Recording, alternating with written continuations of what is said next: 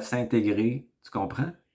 Il arrive à s'intégrer au point zéro. Il arrive, tu sais, dans sa dichotomie, à tout remettre ses charges. Une charge, c'est une charge. C'est pas je suis inconscient ou je suis conscient. Hein?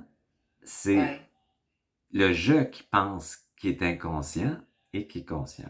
Alors que dans l'intelligence au point zéro, l'inconscience et la conscience créent l'intelligence. Fait que si tu veux pas être inconscient et tu n'aimes pas l'inconscience, ça veut dire que tu rejettes le féminin sacré. C'est une charge négative. Pour moi, être inconscient, ça peut être très intelligent. Parce que ton temps n'est pas venu justement pour la conscience, parce que tes corps ne pourraient pas te le permettre. Ça peut être intéressant d'être inconscient quand tu as vécu dans du chaos puis de la violence pour passer à travers. Que cette conscience-là te fait voir le réel puis serait trop dur pour toi. Puis parfois, c'est très intelligent d'être conscient parce que c'est le moment puis tes corps vont pouvoir le faire. Fait que les deux qui se rencontrent, la conscience et l'inconscience, créent de l'intelligence. Puis c'est le féminin et le masculin qui se rencontrent, l'esprit et l'âme puissante qui se rencontrent. Tu comprends-tu comment moi l'inconscience est aussi importante que la conscience? Parce que pour moi, c'est une charge féminine, mais c'est un féminin puissant. C'est l'âme sortie de l'astral.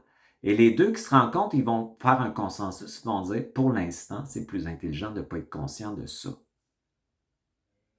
Et pour l'instant, c'est plus intelligent d'être conscient maintenant de ça. Et cette intelligence-là respecte ton personnage et ton ego et tes corps, hein? Parce que l'âme et l'esprit, c'est l'esprit qui émerge de l'atome dans ta cellule et c'est de l'amour. Hein? C'est de l'amour. Un amour dépolarisé, un amour, pas un amour astral, mais une conscience qui va dire on va y aller doucement pour lui. On va y aller étape par étape. Fait que tu vois comment c'est dépolarisé, c'est ça dépolarisé. C'est pas de juger l'inconscience, c'est d'intégrer l'inconscience et la conscience. Si tu intègres l'inconscience, évidemment que tu vas l'être moins. Parce que si tu la rejettes, le système va créer encore de l'inconscience. Elle va revenir te parler que tu ne m'as pas assez intégré.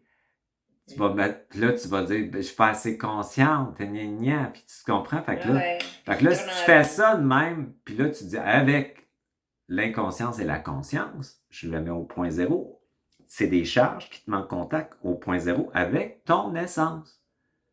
T'es pas la charge.